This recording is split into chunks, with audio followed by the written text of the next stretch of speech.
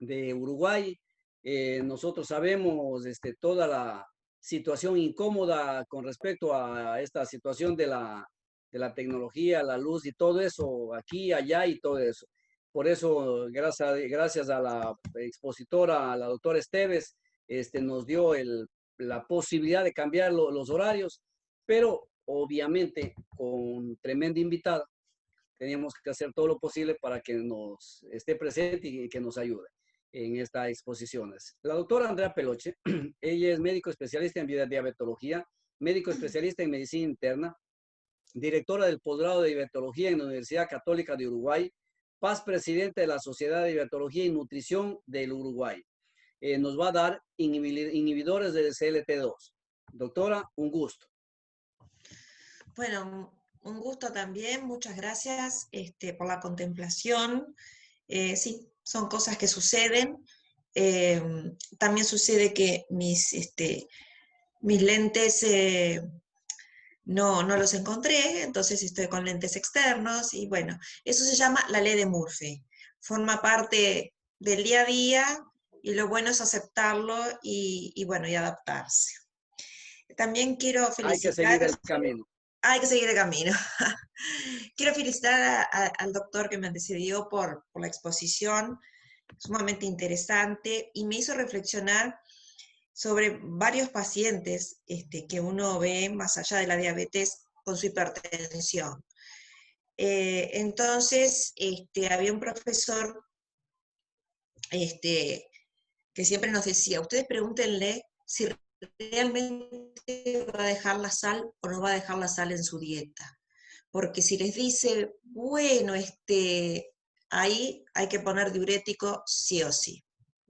Entonces, creo que es muy importante saber también frente a quién estamos, el comportamiento, la adhesión al tratamiento, y después hacer la elección farmacológica. Pero realmente me hizo pensar mucho y estuvo excelente la presentación, muy ilustrativa. Bueno, share screen. Empezamos acá. Bien. Bueno, inhibidores SGLT2. Hasta hace pocos años le decíamos nuevas drogas para el tratamiento de la diabetes, pero ya son drogas para el tratamiento de la diabetes. Por suerte, creo que a nivel de Latinoamérica está bastante extendido su uso. Acá en Uruguay hace bastante tiempo que lo utilizamos, primero con empaglifosina, y este año se incorporó la dapaglifosina. Bueno, recordemos al octeto aminoso de Defronzo. Creo que cada vez que nosotros estemos frente a un paciente portador de diabetes tipo 2, tenemos que recordar este octeto y dónde actúa cada uno de los agentes. En el día de hoy nos vamos a centrar en su acción a nivel renal, pero sabemos que las glifosinas tienen una acción más allá de la glucemia. Y pasamos, ¿verdad?, a los 11 grandes, que actualmente se considera que es el octeto aminoso, considerando también las abnormalidades en la microbiota intestinal, la disregulación inmune, la inflamación y esa herencia que tienen todas las personas con diabetes tipo 2 en cuanto a la insulinoresistencia. O sea que cada vez iremos agregando algún lugarcito más en donde se evidencia esa disfunción. ¿Cuál es el rol del riñón en la diabetes? La conexión entre diabetes e insulina se descubrió hace 120 años. Durante milenios se consideró una enfermedad de los riñones. ¿Por qué? Porque la gente orinaba mucho. Y 120 años después nos vivimos, 120 años después o 115 años después, vinimos a recordar su conexión. En la medicina ayurvédica la diabetes se denominaba Malhumea, de Mahalu, que significa dulce, y Meha, que significa orinar en exceso. Comúnmente nosotros decimos Meha sin la H. No quiero ver risas, escuchar risas. Bueno, el riñón el rol de la diabetes, no existían los análisis de laboratorio, entonces antiguamente existían los llamados probadores de orina, que detectaban el sabor dulce en la orina y decían, tiene la enfermedad de los riñones. Y el término mellitus, miel en latín, fue el calificativo agregado por estos probadores de orina. Entonces, 120 años después, se encuentra un mecanismo de tratamiento de esa enfermedad, ¿verdad?, a través del riñón, que venía haciendo presencia. Normalmente nosotros filtramos la glucosa existente, ¿verdad?, en el torrente sanguíneo, y se observe el 100% de la glucosa. El 90% a través de unos receptores denominados SGLT2, del tubo contorneado proximal, y un 10% de los SGLT1, ¿verdad?, también, pero a nivel más distal, en el segmento S3. Son proteínas unidas a la membrana celular que activamente transportan el sodio y la glucosa. Los SGLT1 además se encuentran en el intestino y en el corazón y en los glóbulos rojos, y los SGLT2 además en el riñón, cerebro e hígado. ¿Ah? Bien, ¿qué diferencia hay entre los dos? Primero, la localización, como lo dijimos. Segundo, la capacidad, ¿verdad? Los SGLT1 tienen una baja capacidad de transporte, los SGLT2 alta capacidad de transporte.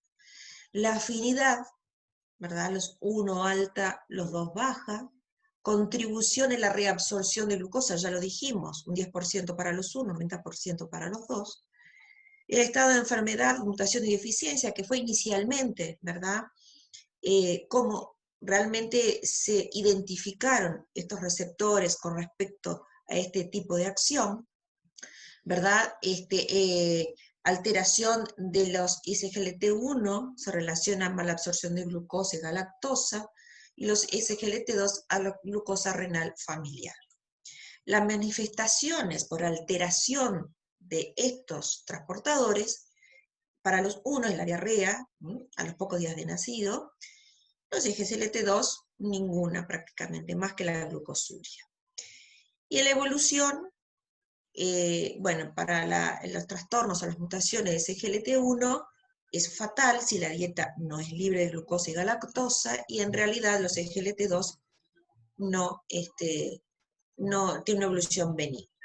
Pero fue a partir de esta mutación que se identificaron estos receptores. Muy bien.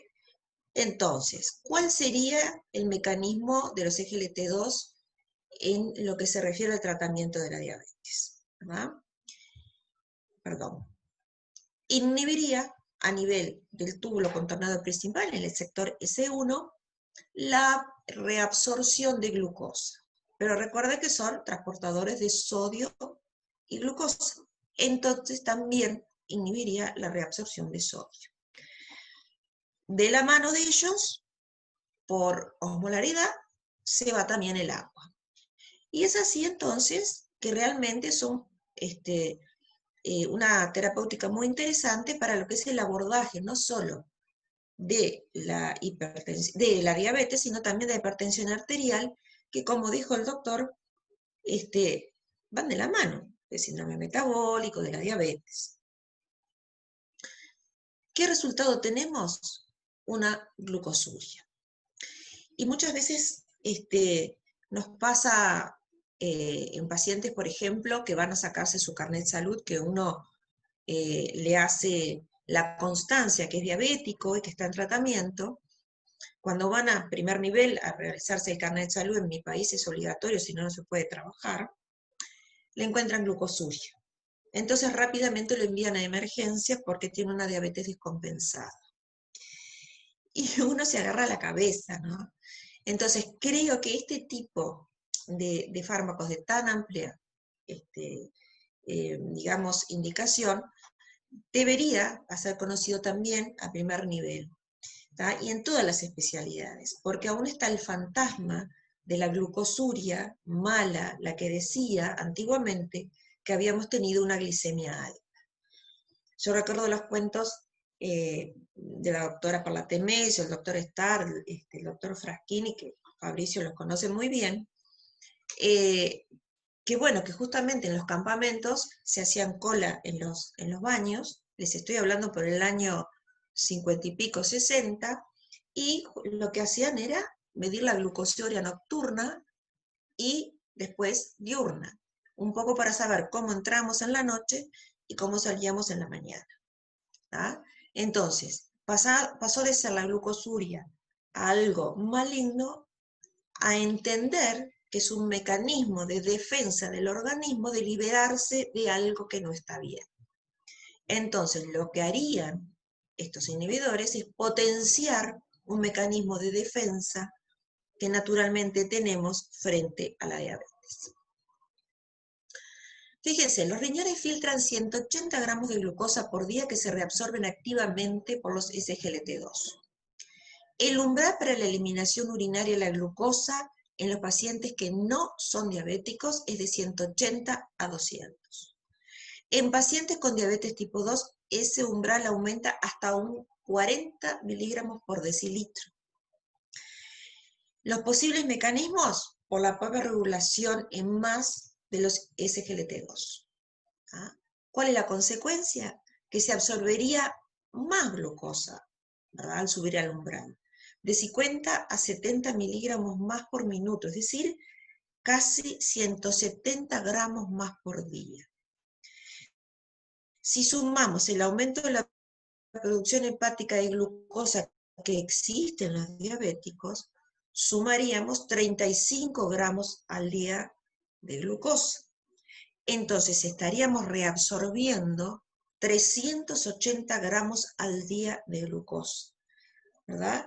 Es como que si yo tengo encendido un fuego y lo quiero apagar, en vez de tirarle agua, le tiro más leña.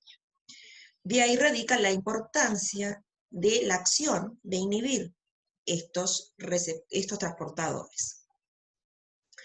¿Qué logramos?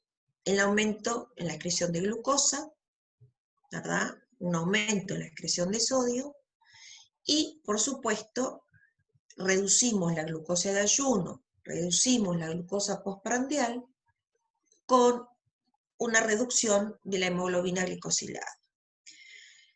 También al aumentar la excreción de glucosa, perdemos calorías, por lo tanto tenemos una pérdida de peso.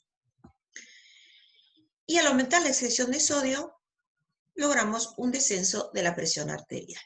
Esto, ¿verdad?, por simple lógica. Y lo bueno que, como vamos a ver, los estudios avalan todo esto que por lógica nosotros deducimos. Entonces, ¿cuáles son las estrategias para reducir la glucemia? Ya lo deben haber hablado a lo largo de todo el congreso, pero podemos dividirlos en los mecanismos insulinodependientes y no insulinodependientes, en donde encontramos en los no insulinodependientes la inhibición de los SGLT2.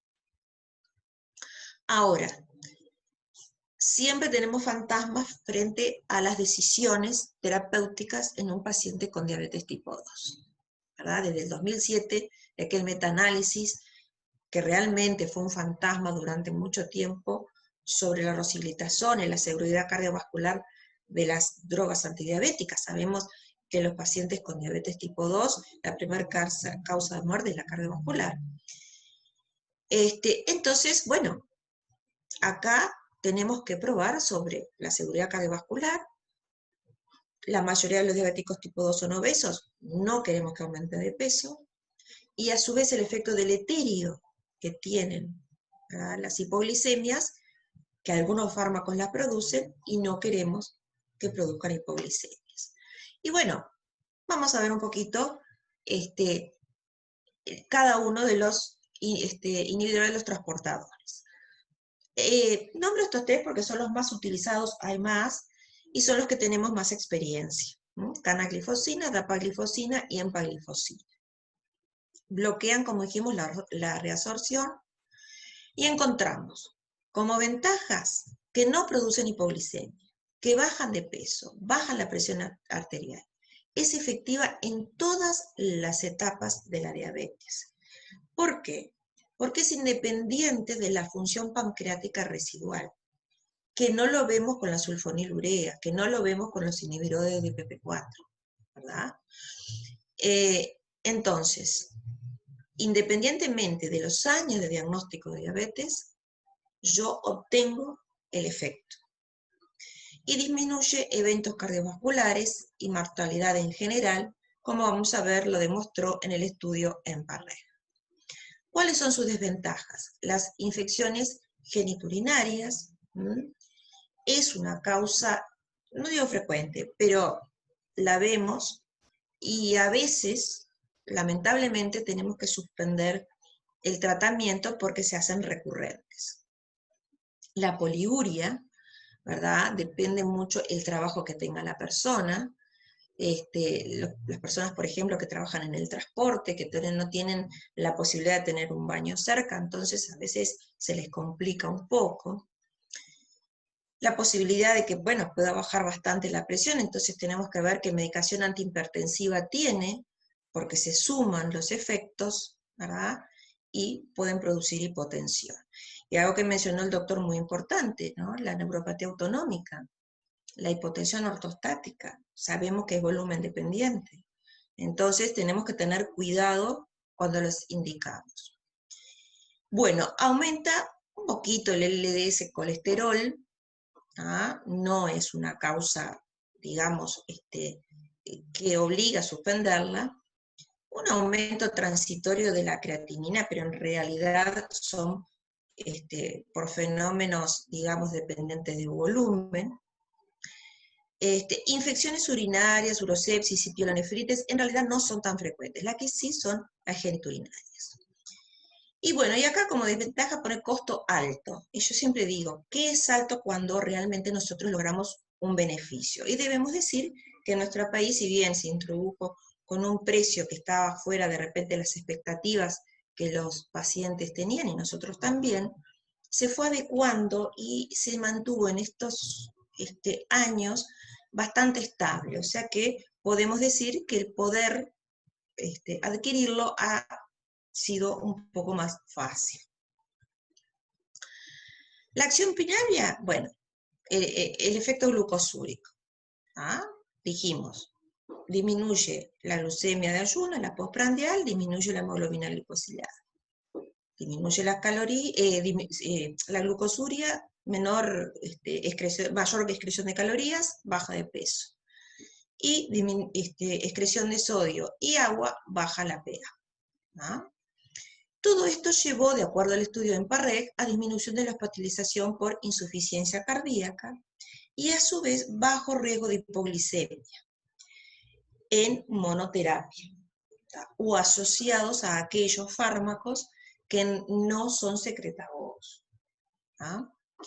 Por supuesto, si lo asocio con una sulfonilurea o una insulina, puedo obtener hipoglicemias, que es muy importante tenerlo en cuenta, porque le tenemos que decir al paciente, primero que se monitorice, y segundo que él sepa cómo disminuir la dosis tanto de sulfonilureas o de insulina, ¿verdad?, para poder continuar con la terapia con los inhibidores.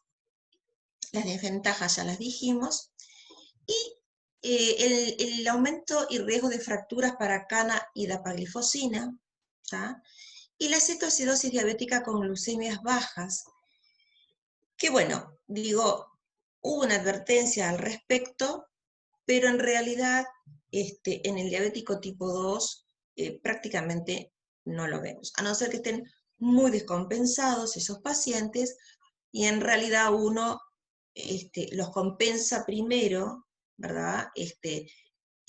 Utiliza dosis de insulina, y cuando logra una compensación aceptable, asociamos los inhibidores. Acá en Uruguay estamos utilizando en diabéticos tipo 1 también, sobre todo aquellos con sobrepeso, con elementos de insulinoresistencia, que tienen mucho edema insulínico por mucha dosis de insulina, y hemos tenido muy buena experiencia. En lo personal, los uso bastante, y solo en un caso tuve que suspenderlo porque en un examen aleatorio, totalmente asintomático, venía el paciente, tenía cetonuria, no importante, pero tampoco despreciable. Entonces, bueno, lo suspendimos. Reduce, bueno, y con lo que estábamos hablando, las ventajas, ¿cuánto reduce hemoglobina glicosilada? ¿Ah?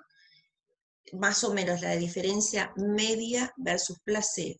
Y lo que demostró en un metaanálisis, ¿verdad?, fue que tenía una media de disminución de hemoglobina glicosilada de 0,73%, con una reducción de peso de 2,1 kilos, reducción de la PA sistólica 4,6 miligramos de mercurio y reducción de la presión arterial diastólica de 2,0.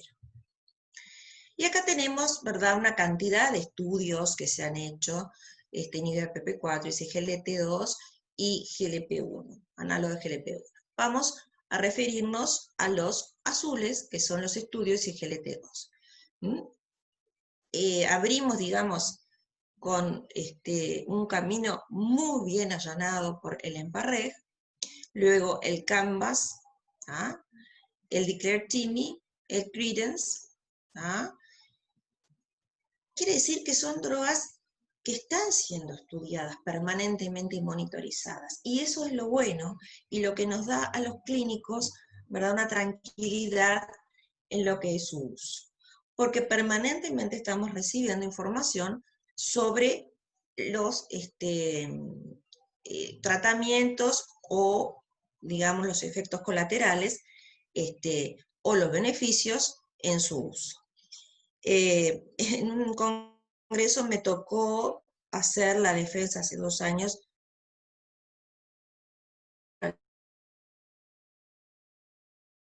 Además de que son potentes y son muy útiles, hay que saberlas usar y saber cuál usar. Había una cosa que era muy interesante, que hacía 50 años que estaban en el mercado. Entonces, y realmente eso es muy importante para la seguridad de un fármaco. Entonces, debemos decir que si bien todos estos estudios nos están demostrando beneficios, fíjense, si bien, digamos, vienen encaminándose, digamos, el camino se allanó en el año 2015. Bueno, y esto es de hace 2 o 3 días, no recuerdo, ¿no? Del Congreso del ESD, se habló bastante de este tema, y me gustaba traerles esta gráfica que presentó el doctor Brenner Sinan sobre la reducción en la patología cardiovascular, falla cardíaca y falla renal, ¿verdad? Y miren qué interesante, el EMPA-REG tuvo una disminución en los 3 puntos de MACE de 14%. El Canvas, ¿verdad?, con la canaglifosina y el Declare-TIMI con la DAPA, y el Vertis con la etroglucotosina. Después tenemos en la muerte cardiovascular, 38% de descenso en el EMPA-REG. En el Canvas y el Declare-TIMI no fue significativo. Pero el Credence, segunda etapa, un 22%. Falla cardíaca. EMPA-REG alfa, 35% de disminución de internación por falla cardíaca. El Canvas, 33%, y el Declare-TIMI, 27%. Y el Vertis cardiovascular, 30%. Y los resultados, o sea, el envejecimiento de la falla renal, 39% para la EMPA-REG, 40% para la canaglifosina, y para el Declare-TIMI, 24%. Entonces, bueno, creo que está muy claro que el EMPA-REG, realmente la empaglifosina, actúa, ¿verdad?, sobre los 3 puntos de MACE y en cada uno en especial. Y es muy importante eso tenerlo en cuenta, porque en nuestros pacientes con diabetes tipo 2, el abordaje inicial que uno tiene que hacer es, ¿presenta o no presenta enfermedad cardiovascular? Y de ahí las decisiones terapéuticas. Vamos rápidamente a pasar por cada una de ellas. La canaglifosina, las presentaciones que tienen, el filtrado glomerular límite para ser indicado, ¿verdad? De 30 a 45 no se recomienda iniciar la terapia, interrumpir si es menor de 45 si ya la recibe. ¿Ah? En cuanto al estudio Canvas, el resultado primario, MACE, como dijimos, actuoso muerte cardiovascular, IAM no fatal y stroke no fatal. La dapaglifosina, tenemos, ¿verdad?, una función renal un poquito más por arriba. ¿Ah? No iniciar si es menor el filtrado glomerular a 60, interrumpirlo si lo está recibiendo, aunque hay una revisión actualmente con respecto a esta situación. Y bueno, el estudio, ¿verdad?, el Scheretini, con resultados primarios, el tiempo al primer evento cardiovascular con respecto a la muerte cardiovascular, IAM o stroke isquémico. Y la empaglifosina con la EMPA-REC Outcome, filtrado glomerular menor a 45 no iniciar, interrumpir si lo está recibiendo, y está contraindicado en filtrados glomerulares menores a 30. Estas son las marcas comerciales que tenemos en este momento en nuestro país. Y vamos a hablar rápidamente de la EMPA-REC, porque posterior a mi charla se va a hablar también del tema. Participaron 42 países, 590 lugares, o sea, un estudio muy importante. Que eso le da mucho peso en lo que se refiere a los resultados. Los criterios de inclusión fueron adultos mayores con diabetes tipo 2, con un índice de masa corporal menor de 45 kilogramos metros cuadrados, con hemoglobinas A1C de 7 a 10%, con una enfermedad cardiovascular establecida, o habían tenido infarto previo, o tenían enfermedad coronaria, o habían tenido un stroke, o tenían una angina inestable, o enfermedad obstructiva crónica periférica. El criterio fundamental de exclusión fue un filtrado glomerular menor de 30. La medicación en estudio se agregó al tratamiento estándar, es decir, el paciente por su diabetes venía recibiendo X y se le agregó, ¿verdad?, la empaglifosina. La asignación del tratamiento fue doble ciego, el estudio se continuó hasta que por lo menos 691 pacientes experimentaran alguno de los resultados adjudicables. Si vemos una línea de tiempo, el primer paciente ingresó el 15 de septiembre del 2010 y el último ingresó el 13 de abril del 2015. Se realizaron esfuerzos para seguir la evolución de todos los pacientes, incluso los que abandonaron el tratamiento con empaglifosina. Y estos fueron los resultados, ¿verdad? Vimos un descenso importante de la hemoglobina A1C, vemos un descenso, ¿verdad?, del peso también importante, en cuanto a la circunferencia de cintura bastante, y eso es muy importante porque esto nos hace pensar en la disminución de la grasa abdominal y riesgo cardiovascular. Disminución de la presión arterial sistólica, disminución de la presión arterial diastólica, pero en menor grado. No tuvo gran incidencia en la frecuencia cardíaca. Dijimos que el LDL colesterol podía aumentarlo un poco. El HDL colesterol en realidad fue un efecto positivo, ¿verdad?, con un aumento no sustancioso, pero en definitiva sí. ¿Y qué es lo más importante que se puede desprender acá? Que en realidad, en cuanto a las dosis de empaglifosina de 10 o 25, no hubieron grandes cambios. Uno esperaría que a doble dosis tener un cambio más importante, pero no. No fue tanto trascendente, incluso en algunos resultados se vio efecto positivo mayor con la dosis de 10 miligramos. En cuanto al MACE de 3 puntos, ¿verdad? Vemos un descenso.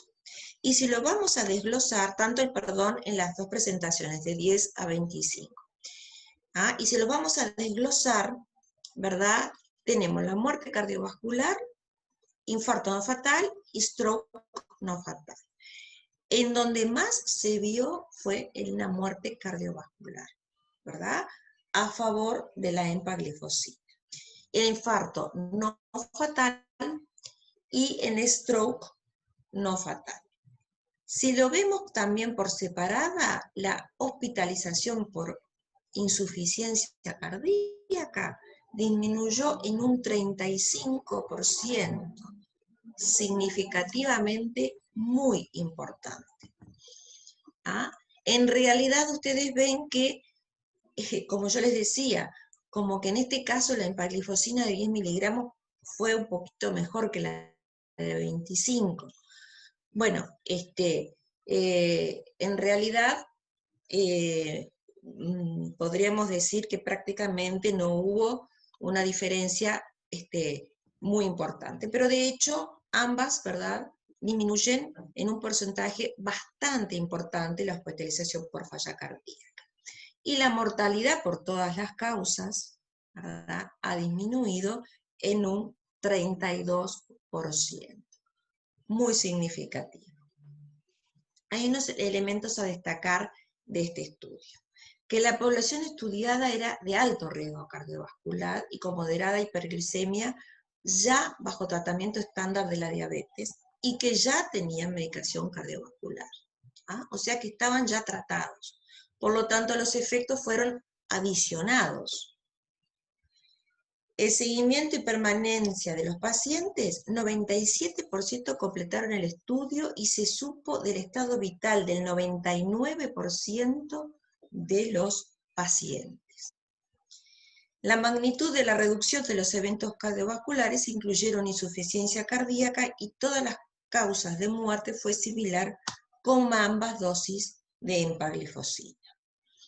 En cuanto a las consideraciones terapéuticas, la empaglifosina, como fue usada en este estudio por 3 años en 1000 pacientes con diabetes tipo 2 con alto riesgo cardiovascular, resultó en 25 vidas salvadas, o sea, 22 menos muertes de causa cardiovascular, 14 hospitalizaciones menos por falla cardíaca, ¿ah? Pero hubieron 53 infecciones genitales adicionales. Era lo que yo les decía, ¿no? Que a veces tenemos que suspender el tratamiento. ¿Qué pasa a nivel del riñón? A nivel del riñón existe una reducción del riesgo significativo del empeoramiento de una nefropatía preexistente y de un 39%. ¿Ah? Pero también existe una reducción significativa en 38% a la progresión de macroproteinuria, mayor lesión renal. ¿Por qué? Porque los inhibidores de SGLT2 reducen la hiperfiltración glomerular tanto en diabetes tipo 1 como en tipo 2. ¿Ah? Al inicio se produce una aguda reducción del filtrado glomerular, seguida de una lenta pero progresiva recuperación y estabilización de la función renal. Pero lo de la hiperfiltración es muy interesante, porque si ustedes recuerdan, fue una de las grandes ventajas que teníamos de los IECA, ¿ah? Con la disminución de la presión en la arteriola ferente, que eso disminuía la presión intraglomerular, disminuía la hiperfiltración, y con eso disminuíamos la aparición de microalbuminuria y progresión a macroproteinuria. Lo mismo sucede aquí, ¿no? Por supuesto, por otro mecanismo, que más que nada es que se está hablando que también se pueda vincular a elementos antioxidantes, pero más que nada por cuestiones de volumen plasmático. Esto es otra diapositiva de la ISD reciente, ¿verdad?, que justamente afirma lo que acabamos de decir, ¿ah?, con los 3 tipos de drogas. En cuanto al descenso medio de la hemoglobina glicosilada, el promedio del descenso de peso, el promedio de la presión sistólica y el promedio de descenso de la presión diastólica. La presentación que yo hice y las diapos que yo les traje tenían 3 años. Esto es actual y vieron que sigue todavía vigente.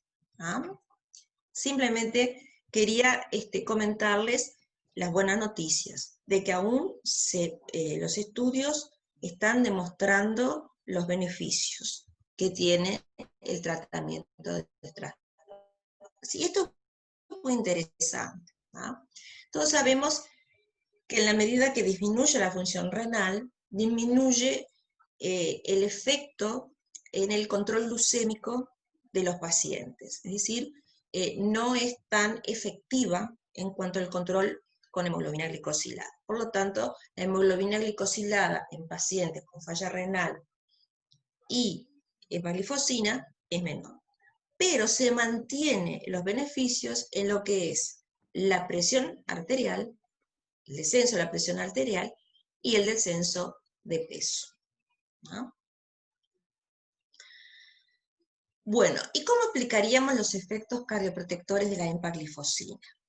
Por supuesto, está descartado que al mejorar el control glucémico mejoramos los aspectos cardiovasculares, ¿no?, sobre todo la enfermedad aterosclerótica coronaria. Pero también está la teoría del cambio del sustrato, que es muy discutida, ¿no? También se habló en el Congreso Europeo sobre este tema, pero bueno, está interesante mencionarla, porque puede ser la base de ese mejoramiento. ¿En qué consiste? ¿Se acuerdan que hablamos de que los IGLT2, por su mecanismo de acción, pueden producir una hipercetonemia? La utilización del ácido beta-hidroxibutírico, solo por parte del corazón, lo oxida a ácidos grasos. Este mecanismo llevaría a una mayor eficiencia en el consumo de oxígeno a nivel mitocondrial. La hemoconcentración estimularía la liberación de oxígeno en los tejidos, sumando el aumento de la diuresis y la reducción de la presión arterial. Y aquí tenemos un poco graficado lo que acabamos de decir, ¿no? Aumento de la oxidación de las grasas, ¿tá?, disminución de la oxidación de la glucosa, con disminución de esto sería en pacientes diabéticos tipo 2, lo que estaría sucediendo. Aumento de la oxidación de las grasas, disminución de la oxidación de la glucosa y disminución de la eficiencia del trabajo cardíaco. Eso produciría una disminución de la contractilidad miocárdica y un aumento y progresión de la falla cardíaca. Con los ejes LT2 disminuimos la oxidación de las grasas, aumentamos la oxidación de la glucosa, aumentamos la utilización del beta-hidroxibutirato y aumentamos la eficiencia del trabajo cardíaco. Eso llevaría a un aumento de la contractilidad miocárdica con una disminución en la progresión de la falla cardíaca o un enlentecimiento. Bueno, ¿cuáles son los efectos adversos y los usos no aprobados de estos fármacos? Ya estuvimos hablando de las infecciones, que puede llegar a ser un tema de tener que suspender el tratamiento con los mismos. Existen casos reportados de cetoacidosis con normoglucemia o hiperglucemia leve, mayor riesgo en diabéticos mellitus de larga evolución con insulina peña importante, diabéticos LADA y pacientes en posoperatorio. En general, no son drogas que estén recomendadas en los periodos perioperatorios. ¿Por qué? Porque tenemos cambios de volumen en estos tipos de pacientes, que ponemos suero, que sacamos suero, que agregamos diurético. Entonces, adicionar un fármaco que produce poliuria, entonces nosotros no podríamos medir la diuresis correcta con una buena hidratación del paciente, como que se complicaría un poco lo que es el manejo perioperatorio. ¿Ah? Tener cuidado en aquellos pacientes mayores de 75 años con la depresión de volumen, sobre todo si están tratados con antihipertensivos que contienen diuréticos. Las limitaciones, dijimos, funcional, renal y hepática. Casos reportados de aumento de las amputaciones del primer dedo del pie con canaglifosina, ¿ah? También muy discutido. Y como dice acá, uso off-label en diabéticos tipo 1. Sabemos que hay estudios con dapaglifosina en pacientes con diabetes tipo 1, que bueno, no es una recomendación, pero tampoco es una contraindicación absoluta. Lo que nosotros hemos visto, y realmente es algo muy bueno, es que cómo disminuyen las variabilidades glucémicas, tanto en tipo 1 como en tipo 2 insulinizados. ¿Ah? Son drogas glucosa dependientes, entonces, seguro, si aumenta la glucosa, aumentará la glucosuria. Entonces las variabilidades glucémicas disminuyen y eso en realidad mejora el control glucémico y el paciente al monitorizarse se siente mucho más contento, entonces eso hace que adhiera más, se sienta estimulado. Bien, ¿y dónde encontramos en todo este contexto, verdad, de las guías ESD y ADA del 2018? Que aún están vigentes, que se solapan con las guías cardiológicas, pero bueno, repasemos en 5 minutos. Paciente, ¿cómo vamos a abordar el paciente diabético tipo 2? ¿Tiene o no tiene enfermedad cardiovascular? Mi doctora, ¿Verdad? disculpe la molestia, estamos a un minutito. Perfecto, porque yo ya Discúlpeme. estoy terminando. Muy amable, muy gentil. ¿Tiene o no tiene enfermedad cardiovascular? Y como ven, metformina, y enseguida vamos a GLP-1 y SGLT2, ¿tá? Tanto para enfermedad aterosclerótica como para falla cardíaca. Si nosotros queremos disminuir el peso de nuestros pacientes con diabetes, también GLP-1 y SGLT2. Si nosotros queremos evitar y minimizar la hipoglicemia, ¿tá? Tenemos otras opciones, de PP4, de azolinedionas, pero vuelve a aparecer GLP-1 y SGLT2.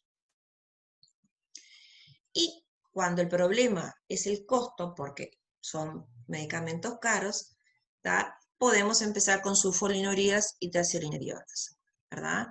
Pero en las otras 3 opciones los tenemos luego de la metformina, ¿tá? Y en las guías cardiológicas aparecen de entrada, incluso antes que la metformina. ¿Cómo pasar de la teoría a la práctica? ¿Tá? Porque es muy lindo todo lo que hablamos. Esto. Junto con ese consenso salió esto. Charlar con el paciente. ¿Qué se dedica? ¿Qué edad tiene? ¿Qué comorbilidades? ¿Hace cuánto que es diabético? ¿Qué riesgo de hipoglicemia? ¿Si puede o no pagar el fármaco? ¿Lo tolera? ¿Verdad? Y la seguridad cardiovascular. Y revisión periódica del paciente nos va a asegurar que los efectos colaterales que puedan llegar a tener sean minimizados o agarrados a tiempo. Bueno, tenía un pequeño caso clínico, pero bueno, creo que no aportaría mucho más y podría reforzar algo. Muchas Doctora, gracias por todo. Sí. doctora, muchas gracias por su intervención.